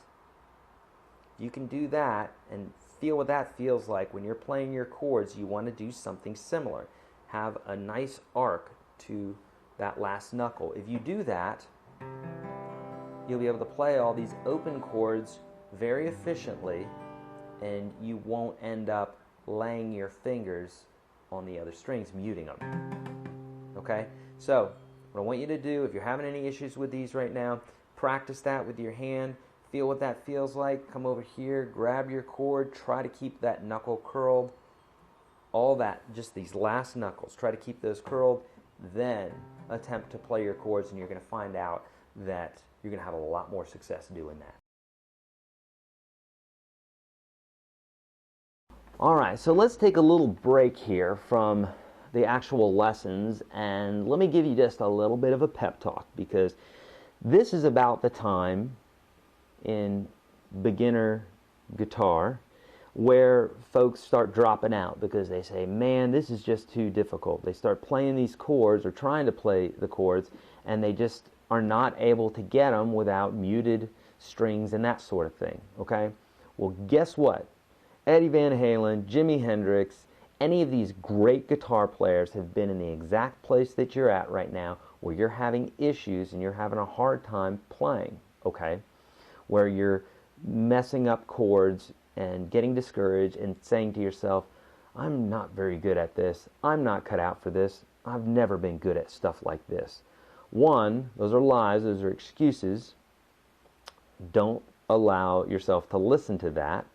And two, it's just not true. Whatever you practice at, you're going to get good at. It's impossible, absolutely impossible, to practice this stuff and not get better. It's very possible to try it and get frustrated and then not pick it up again and say, I'm just not cut out for guitar. But it's just not true. If you want to be a great guitar player, you totally 100% can do it. Okay? When people talk about talent and they talk about people being born with some natural ability, then that means when they were a baby, they should be able to do whatever it is that they're so great at. Tennis, fencing as a guitar player, whatever. That means when they were born with that talent, they should be getting out of the womb and doing whatever it is that they do best. But, as we know, that's a ridiculous notion, because they have to do things like walk. They have to do things like learn motor skills with their hands while they're playing with clay. And every other skill that we have to learn to get where we're at whatever we want to do, be a lawyer or a guitar player or a dancer, okay? And so whatever you practice at, you're going to get better, right? So be encouraged. Do not stop doing these exercises. You can do this, and you can be an amazing guitar player if you take the time to do it, okay? So keep at it. Don't give up. And keep going through this series, all right? See you in the next video. Alrighty, so now that we've got this basic chord technique down, I want to talk to you about 9 chords that, if you know these 9 chords, you will literally be able to play millions of songs, okay? No joke, okay? You've heard me say this before. But we're going to start with, well, let me tell you what they are first, and then I'm going to show you how each chord is kind of similar to another, and how I want you to think about them, okay? So the chords are E minor, E major, A minor, A major, D minor, D major, G, B7, and C, okay? These are known as open chords because we have open strings in them. And they're just the chords that collectively you're going to be using all the time. There's other chords that we'll be using, obviously, but these are the chords that you'll be using a ton, okay? So you're going to want to refer to the attachment that's related to this lesson, but here's how I want you to think about your E and your E minor, okay? These are very similar chords in the way that they look. So the first chord, the E minor, is the one that we learned before, the one that we were using in our chord technique. Second and third finger are down on the second fret. Well, the only difference between the E minor and the E is our first finger comes down here on the 3rd string, on the G, 1st fret, and just place that finger there. That's the difference between E major and E minor. What I want you to do, this is one of the practices here, you can write this down, is I want you to practice going in between an E minor and an E. And at first, remember, slowly arpeggiate through the chord to make sure you can hear all the notes. Okay? Now, take that E major, drop it down. It looks very similar to an A minor. So you're just going to drop that down, 1 string. Okay? And you're going to pick from the 5th string, or the A, down. Okay? That's an A minor. A major, or A, you're going to lift your first finger up and put your pinky on the same fret that the 2nd and 3rd are on, which is the 2nd fret. Okay, so here's A minor, and here's A. Notice that it's just a slight difference. The only difference is that the first finger is either being down or the pinky is being down. This is A major, A minor, A major, A minor. So get used to doing those two together. Okay, this is where your pick rest technique is also going to come in handy. Your pick control by picking from the 5th string down. We're picking from the 5th string down because the A is the bass note of the chord, and that's the name of the chord. So that's what we want to play in the bass most of the time. Okay, and then we said a D minor. Refer to your attachment there. It looks like this. Okay. And we're going to pick here from the 4th string, the D, down. And then your D is going to look like this. Obviously, you're not going to be getting this on the fly. Most likely, you're not going to be getting this on the fly unless you've been through these chords before. So don't worry, that's okay. This is stuff that you're going to be practicing on your own this week. Okay, and here's a D chord. So notice that the 3rd finger, what I'm wanting you to notice is similarities between these chords, because it's really going to help if you don't have to lift all your fingers up to transition between chords. Say if I was going from a D to a D minor, I wouldn't have to move this 3rd finger, right? Because it's the same for both chords. Okay, so just doing that little movement like this without doing any sort of picking is a great exercise because you're learning to control those fingers without having to mess with anything over here or getting frustrated with sounds. I'm just moving those fingers back and forth, okay? Obviously, you're going to be going slower at first because you're learning control of these fingers. So take your time, though, okay? All right, so D to D minor. Here's what your D sounds like. Again, this is the 5th string, or D string down. Okay? Then we're going to go to a G. Now notice the 3rd finger is not going to move. 3rd finger is going to stay glued down, okay? So if I was going from a D to a G, that 3rd finger does not move. I call that a pivot finger or an anchor, and it's really important that you get used to not moving that finger. So practicing between your D and your G back and forth is a great technique to do as well. Okay? Okay, a B7 looks much like a G. Okay? You're going to scooch it back a fret, move the 1st and 2nd down, move the 3rd up. That's a B7. And you're going to play from the 5th string down, or the A string. And so if you want to say go back and forth between the G and the B7, that's a great technique as well. A great exercise, if you will. Okay? So that's 1, 2, 3, 4, 5, 6, 7, 8. And the last one is a C chord. Looks like this. And you're going to strum from the 5th string down. Okay, those are your 9 basic open chords. Practice them slowly with that slow arpeggio technique, and you will master these in no time and be able to play millions of songs. Keep going. You can do this.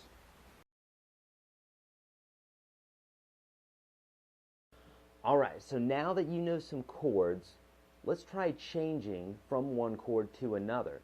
I like to call this transitions, and if you've been playing some of these chords or trying to play to a song, you've probably noticed that that's kind of your Achilles heel, or the thing that slows you down. You're probably doing great strumming, and you're probably holding your chords great, but once you're changing from one chord to another, it seems like a really slow process. Well, guess what? It is for everybody. So welcome to the club. Totally fine place to be. This is just part of the learning process, so you're totally fine. But what I'm going to do is I'm going to show you a way to think about this that's going to get you where you want to get to as quickly as you possibly can without a bunch of heartache, okay?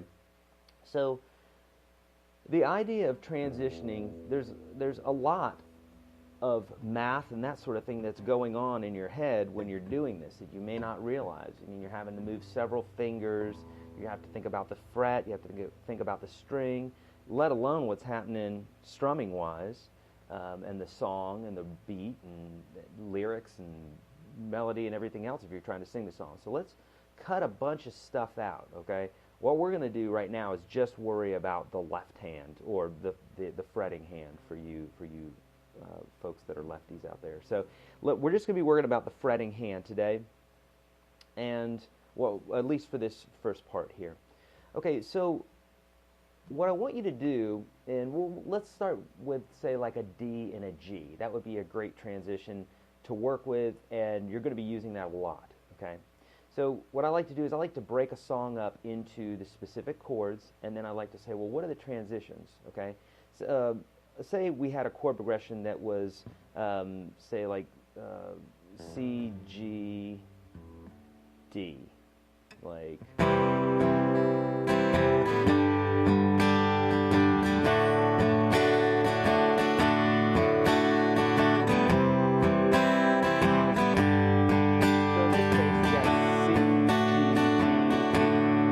Measures of D. And so our C chord and our G chord, remember we talked about, in the basic chord lesson, we talked about looking at two chords to see if they're similar. And the C and the G, there's not much that's similar there. But going from the G to the D, you notice that this ring finger doesn't move, or doesn't have to move, okay? So little things like that are really important for you to remember. Okay, so the transitions that are happening here are a C to a G to a D, and a D to a C. So in this particular chord progression, there's three transitions: C, G, G, D, D, C. Okay, so that's exactly what I would practice. However, I wouldn't use my right hand, or I wouldn't use my strumming hand to do this. At first, once you know your chords, you need to be able to really commit them to memory, and you need to be able to do the transition quickly. So forget about the strumming hand for a minute. In fact, you can rest it on your knee or your head or whatever you'd like. But you can just put it on the neck here like this. And what I want you to do is grab a C chord, okay, and then set up your G. Now, this may seem like a waste of time or step that you don't want to do, but I promise you, if you want to play, and you want to play well, and you want to play quickly, this is going to get you there as quickly as possible. I would not have created this video if I thought that this was a ridiculous or unneeded exercise, okay? So stick with me. I promise you this is going to help you. Okay, so the other thing you want to do is you want to think about kind of how you're setting these chords up. I like to set them up from the lowest note to the highest note. So if I was setting up a C chord, I typically set up one finger at a time. If you just go grabbing for the chord, however many fingers you're using, 3, 4 fingers at a time, chances are you're going to miss a couple, and then you're going to be holding on to that chord for dear life because you know it's right, and it ain't. So what I suggest that you do is set up a protocol or a way of doing things all the time. If you set a C chord up, set it up from the lowest note to the highest note. Later on, it'll look like this, and later on it'll look like that, okay, where you just looks like you're grabbing it, but you're still thinking about it in a systematic way. It's just happening so quick that it looks like it's one thing, okay? So go to set up your C, you do it like that every time. You go to set up your G, I like to do it from the lowest note up. Okay, at first, you're going to have to think about all 4 fingers. But later on, it's going to be faster, and eventually you might be able to do it in one fell swoop, like you're just grabbing the chord like that. But I still think about it like building it whenever I'm playing this. Okay, so now that you got that basic idea down, what I want you to do is pick 2 chords, in this case here, the C and the G. And I've got my thumb way up here. It's because I've been playing a long time and I can still play like that. For you beginners, you probably should have your thumb a little bit lower because you're going to be able to grab this chord easier. So don't follow my lead there. Okay, so if I'm playing a C chord there, then I'm going to grab a G. And take your time. This is not a speed thing. This is an accuracy thing. Accuracy equals speed. Okay? You will get fast by playing accurately. So then just go back and forth between these 2. Back and forth. Okay? Then the G to the D. Okay?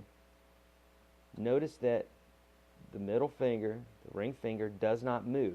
So for you, and I have students do this all the time, when they try this at first, they have a hard time doing it because that finger wants to lift up. But this is part of controlling your fingers. And being able to do this with your mind, it's your body, they're your fingers, you get to tell them what to do, they don't tell you what to do. And it may take a little time and a little energy, but do it slowly. Lift those fingers up slowly and say, I'm keeping that finger glued down, it's not moving, come heck or high water, it's not going to move. And that's what I want you to do. You may have to do it really slow at first. Then eventually you'll get nice and quick at it, and you'll have your G to D transition down. You may spend 15 minutes on it, but since this is the chord sequence that you're going to be using a million more times in your life, it might be a good idea to take some time with it, right? So really get it down good, okay? And then once that's down, try a D to a C. Nothing similar about those 2, but again, you just want to work that routine. Don't worry about strumming. Right now, let's just worry about the left hand, okay? Or the fretting hand, just back and forth. And obviously, I'm playing this a lot faster than you will at first. Most likely, that's okay, because I was right where you were at, where you got to practice things slow at first. Everybody is. No one gets a free ride when it comes to playing guitar. You got to practice, okay? Okay, so that is the basic transition technique. We're going to talk more about this in a little bit more detail further on in the program, but make sure you do this because it's really going to help a ton. Whenever you have a song that has chord changes, which is like every song, then make sure that you practice it this way until you get that routine down. Okay, we'll talk about more of this in future videos here, so keep going.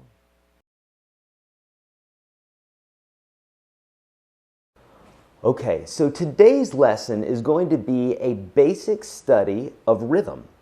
So as musicians, we have definitions in regards to the duration of a note or how long a note is held out. So we have whole notes, we have half notes, quarter notes, eighth notes, 16th notes, sometimes even 32nd notes. So we can subdivide notes in pretty much any fashion that we can think of, but whole notes, half notes, quarter notes, and eighth notes are the ones that we're going to be using the most, okay? And this is through any genre of music. And so you can think about this as you would any fractions or even quartering or having a dollar. You know, you have a whole dollar, you can have 2 half dollars, you could have 4 quarters, and so on, okay? Now, we don't have an eighth equivalent for a dollar, but you get the idea. So a whole note is the equivalent of 4 beats or a whole measure. Most songs are in 4/4, like 1, 2, 3, 4. Now there are songs that are in other time signatures like 6 and that sort of thing, but we're speaking about most songs are in 4, and a whole note is going to last for that whole measure or 4 beats. Okay, so if say I'm reading a chart, and the chart says to hold the chord out for a whole beat, and we see the symbol for a whole beat then we would hold it out for 4 beats. So similar to this. So now what I'm doing is I'm going to be counting, okay? Now, but what I'm strumming is what represents the length or the duration of the note or the chord, okay? We have to have some sort of benchmark or some sort of something to determine the length of each beat or the length of a measure, and so my counting is that. So don't get confused, because every single time I'm going to be counting 1, 2, 3, 4, but I'm going to be doing different things with my strum, okay? So check it out. So if I'm counting 1, 2, 3, 4, that's usually when your foot hits the ground. 1, 2, 3, 4, when you're counting a song. Those represent quarter notes because there's 4 of them in a measure. So if I were to strum on the 1 of the 1, 2, 3, 4, and I were to hold that chord out for the whole measure or 4 beats, that equals a whole note. So like 1, 2, 3, 4, 1, 2, 3, 4. Okay, so those are whole notes because I'm holding out for the whole measure. 2, 3, 4. If we were to cut that in half, we would have half notes. Okay, easy enough, right? So in that case, cut an apple in half, you get 2 halves. You cut a whole note in half, you get 2 halves. So 2 half notes. So in this case here, it would sound like this. 1, 2, 3, 4. 1, 2, 3, 4. Make sense? And if we were to break it down again into quarter notes, that would be when our foot hits the ground when we're tapping. 2, 2, 3, 4. 1, 2, 3, 4. Okay, so in that case, 1, 2, 3, 4. 1, 2, 3, 4. Okay, really important that you understand these concepts and practice them a little bit after this video. Okay, now what about eighth notes? Okay, eighth notes, again, we're subdividing the beat again. So instead of 1, 2, 3, 4, we can count it a couple different ways. 1, 2, 3, 4, 5, 6, 7, 8. Okay, so twice as fast as the quarter notes, and you can see why they're called eighth notes because there's 8 of them in a measure. So 1, 2, 3, 4, 5, 6, 7, 8. Or more often, what we're going to be doing, especially in the chorus, is we're going to be doing the upbeat, or we're going to be doing the other eighth note on the upbeat. So instead of going all down beats, all down strums, 1, 2, 3, 4, 5, 6, 7, 8, we could count it 1, 2, 3, 4, 5, 6, 7, 8. We could do that, but it's better to count it like 1 and 2 and 3 and 4 and. Okay, so the and is the subdivision of each quarter note. It's right in the middle of each quarter note. 1 and 2 and 3 and 4 and. And so when we're counting quarter notes, 2, 3, 4, and then we're counting eighth notes, your hand doesn't have to move any faster. The only thing it has to do is hit the strings on the way up. So something like this. 1 and 2 and 3 and 4 and 1 and 2 and 3 and 4 and. That's usually what we do when we're strumming, okay? Now obviously that's a very simple strum, but mainly what I'm wanting to do is explain to you the differences between whole note, half note, quarter note, eighth note, okay? And then 16th notes, we can even subdivide one more time. And the way we count that, this may sound funny, but this is the way us musicians, you, me, other musicians count. And we say 1 and a, okay? So we need some sort of syllabic way. That's right, I said syllabic. We need a syllabic way to say, to break the beat up into 4 different notes so that they can be represented when we're playing. So for instance, let's say before we had 1 and 2 and 3 and 4 and when we were doing our eighth notes, and then so 16th notes would be 1 E and a 2 E and a 3 E and a 4 E and. Notice my foot is still tapping on the numbers. 1 E and a 2 E and a 3 E and a 4 E and a, okay? And it's 1 E, like the letter E, A-N, and da, D-A. And so sometimes a musician might say, that's on the and of 2. In that case, they would maybe be talking about an accent where they would say like 1 and 2 and 1, or 1 and 2 and 3 and 4 and 1 and 2 and. In that case, I would be accenting the and of 2 and the and of 4. But what happens if they said, well, it's the duh of 1? I know that sounds silly, but that really helps musicians when you start getting used to this. We won't be using those 16th notes too often, but we will be using them, and it's good for us to at least know, have an idea. So if it's 1 E and duh, then it's the fourth part of the first beat, okay? 1 E and 2 E and 3 E and 4 E and that helps us to be more precise about what specific part of the beat we're talking about, if need be, if we're talking amongst musicians here. So if someone said, play the note that's the duh of 1, or play the duh of 1, then in that case we'd go 1 E and duh, 2 E and 3 E and 4 E and 1 E and duh. Okay, I could hit it on a downbeat as well. But you get the basic idea there, okay? So now we're going to be using these rhythms throughout the course. The basic ones that I want you to know about for sure are whole note, half note, and quarter note. Those are the ones you're going to have to know the most. And it'd be nice if you know the eighth note too, because when we get to our strumming, we're going to need to know how to subdivide the beat with eighth notes. All right? Good. I know you're doing great. Let's keep going.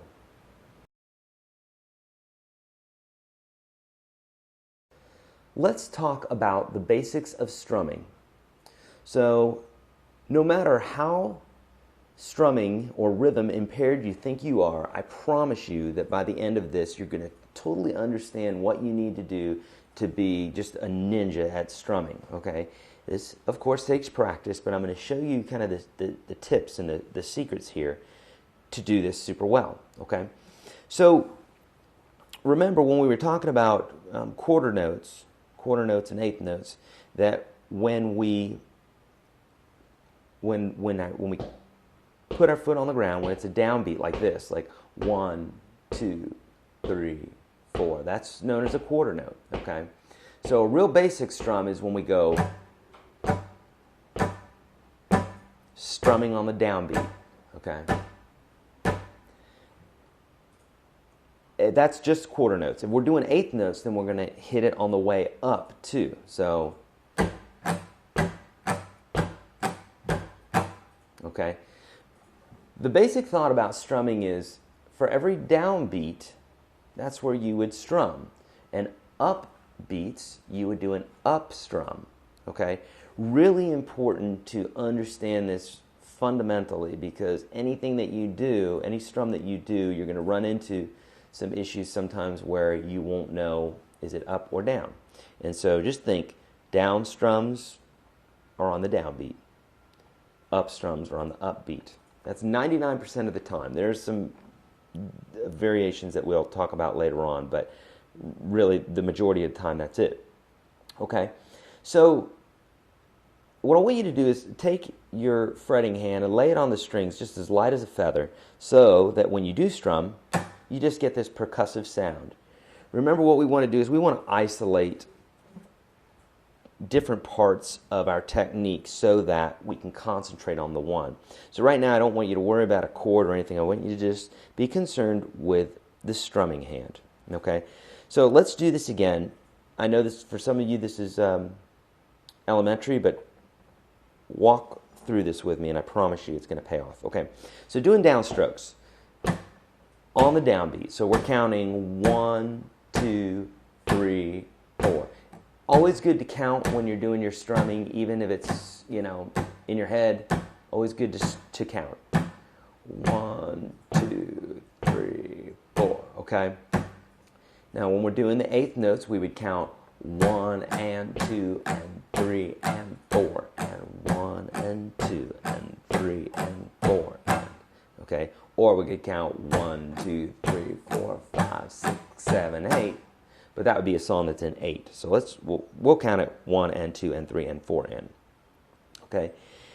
Now there's something called a ghost strum, and that's when you go past the strings, but you don't actually hit them. So you know this already because you've done it if you did the 1, 2, 3, 4, because we're bringing our hand up again, but we're not actually hitting the strings. So that's a ghost strum.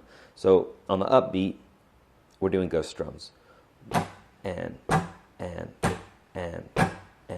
on the ands. Okay, so you know that one. That one comes pretty naturally. Let's start getting a little bit more complicated here.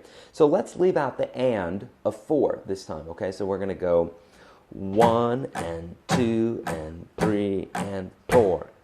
1 and 2 and 3 and 4. 2 and 3 and 4. 1 and 2 and 3 and 4. Okay, easy enough, right?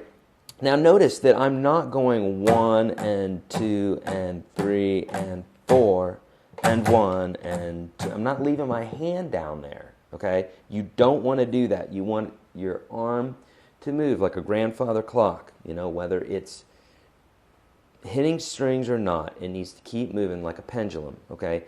If you find yourself stalling down here, do real exaggerated movements, super big. 1 and 2 and 3 and 4. That will help a lot. Okay, so let's do a little bit more complicated one now. Let's leave out the ands of 3 and 4. Okay, so 1 and 2 and 3 and 4. 1 and 2 and 3 and 4. And 2 and 3 and 4. 1 and 2 and 3 and 4. Okay? So whenever you're doing any of these strumming rhythms, you want to do them slowly. You want to take your time, mute these mute your fretting hand so that you can just get that nice percussive sound and just concentrate on the strum. Okay?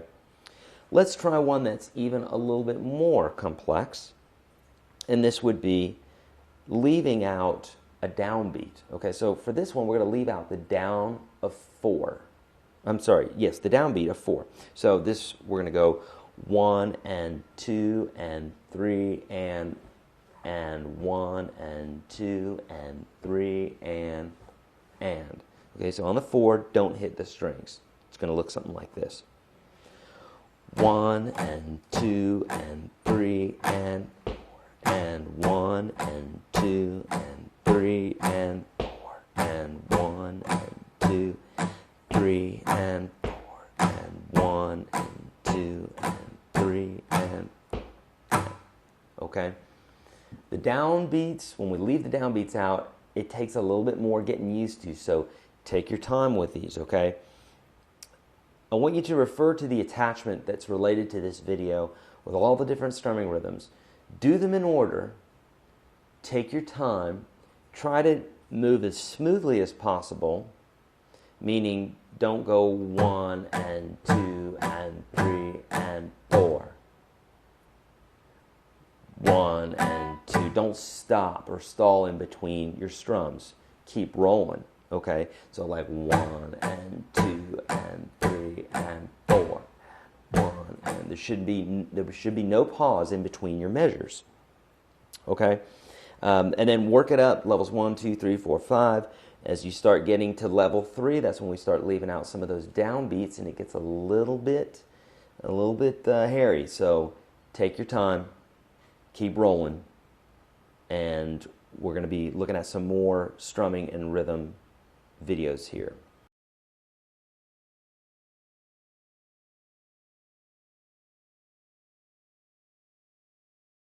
All right, so I'm really excited about today's lesson.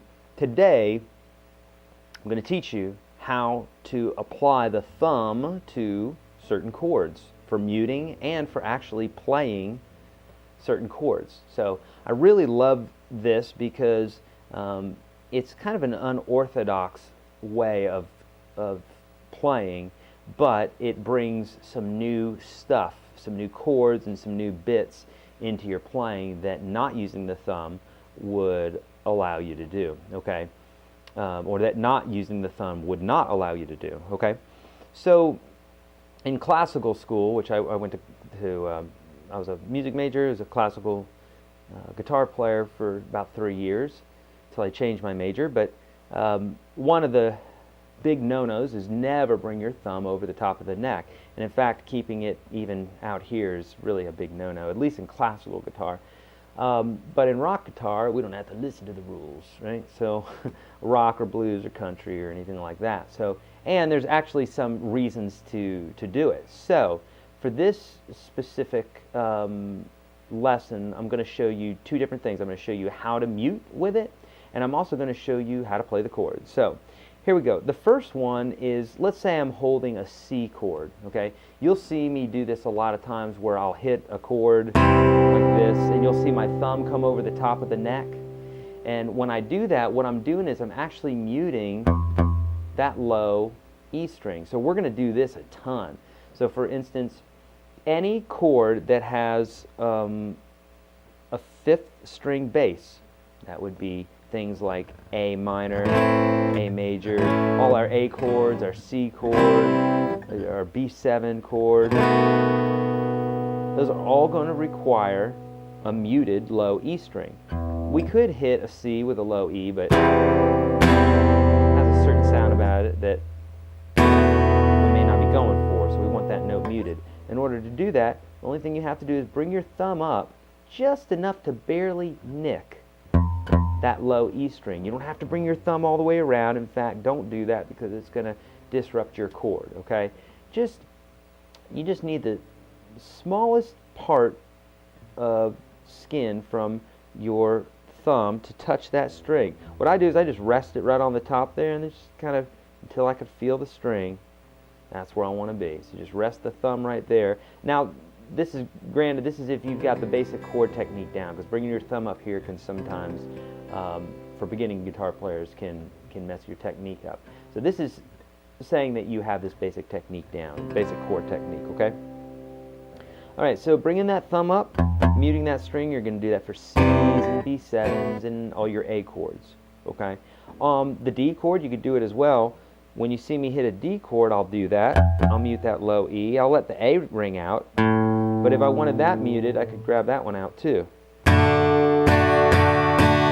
I've got the low E and the low A muted. So, otherwise, you could just mute that low E. That, okay? And so when you'll watch me play, sometimes I'll be like on the C chord, watch my thumb.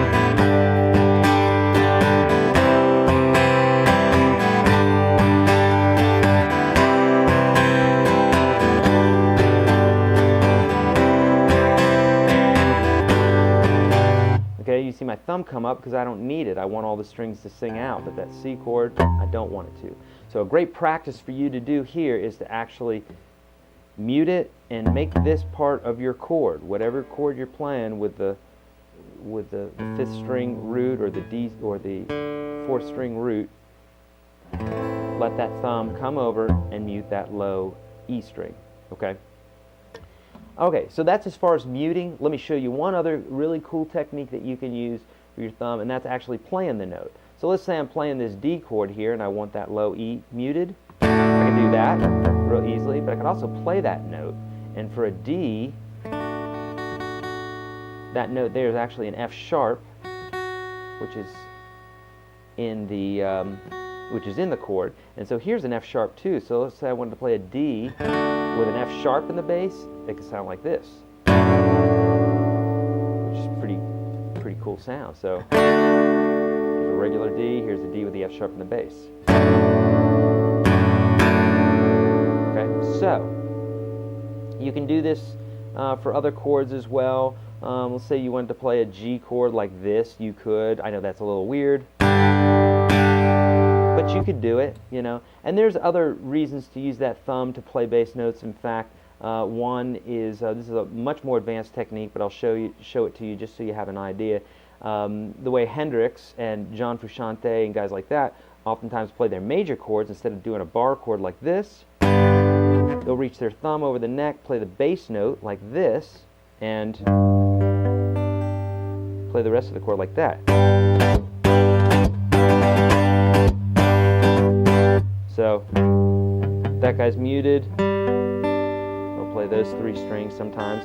that high string there, but they'll play that bass note right there with the thumb. Okay, so that's for a much more advanced lesson later on, but for right now, definitely use it for muting when you're playing your A minor, your A, your C, that sort of thing, and use it for that D slash F sharp, the slash chord or an inversion, which we're going to be talking about later. Definitely be using it for the muting for right now. Okay, that's it. Keep going.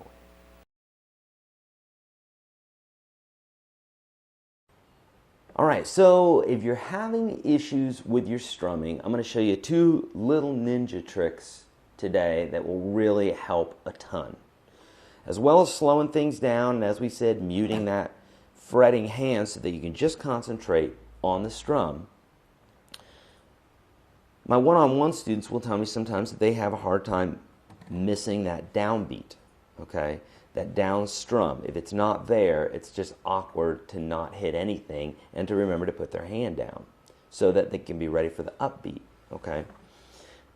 I'll do one, for example, here just to remind you. So let's say we leave out the 4, or let's leave out the 3 this time. So 1 and 2 and 4 and 1 and 2 and 4 and okay, so we left out the 3. A lot of people have difficulty strumming down when they're not thinking about, when there's nothing to move their hand down here about. Okay, for whatever reason, the upbeats, they don't give us that problem, but downbeats do in the beginning. Okay, for some of you this may not be an issue. If it is an issue for you, I'm going to give you 2 tricks here. The first one is tap the bottom of your guitar for that missing downbeat, or tap your knee. Give yourself a mental reason to move your hand down to that position and then bring it back up again. So for instance, I'd go 1 and 2 and 3 and 4 and 1 and 2 and 3 and 4 and if you can have the movement as close to a strum as possible, that's beneficial as well. Or you can hit your knee, 1 and 2 and 3 and 4 and 1 and 2 and 3 and 4. You will probably only have to do this for about 2 or 3 minutes, and you'll understand the concept, and you'll kind of break that habit of not moving your hand down. Also, doing big exaggerated movements will help you understand when you're supposed to be up, when you're supposed to be down, because with the smaller movements, you can do the wrong thing and it won't be as noticeable. If you do a big 1 and 2 and 3 and 4, you're going to have to do this big motion here as opposed to moving small. So do bigger strums. Another really cool, and this is one of my favorite tricks here, is to, on any strumming rhythm, if you're having issues, move your strumming hand over to the neck and do the same strumming rhythm that you would do, kind of exaggerated, 1 and 2 and 4. Okay, so if I did a more complicated one like 1, 2 and 4 and 1, 2 and 4 and 1, 2 and 4 and 2 and 2 and 4. For whatever reason, having that mark, that line, if you will, to go over seems to mentally help when it comes to these strumming rhythms. All right, take it slow. Everybody and anybody who's played guitar has issues with strumming at first. Some more than others. It's not a big deal. Totally fixable. Do these slowly, do these surely. You're going to get through this. Let's keep going.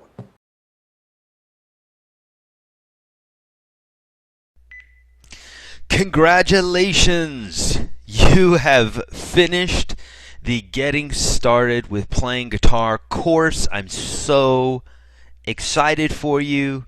I'm proud of you. This is a huge, huge milestone in your playing. The stuff that you've learned in this course is gigantic, okay? Honestly, I've been teaching for many, many years, and the stuff that you just learned is stuff that is going to be the cornerstone of your playing. I mean, you learned about, how to know what a good guitar is, what acoustic or electric. You learned about the anatomy of those instruments. You learned definitions that we're going to be using for decades to come. You learned the cornerstone about proper posture and how to hold the pick, how to hold your hand in the picking techniques and in the staccato versus legato technique. You learned the physics of sound, naming the notes on the fretboard, how to read tablature, something that is absolutely invaluable that you're going to be using for years to come.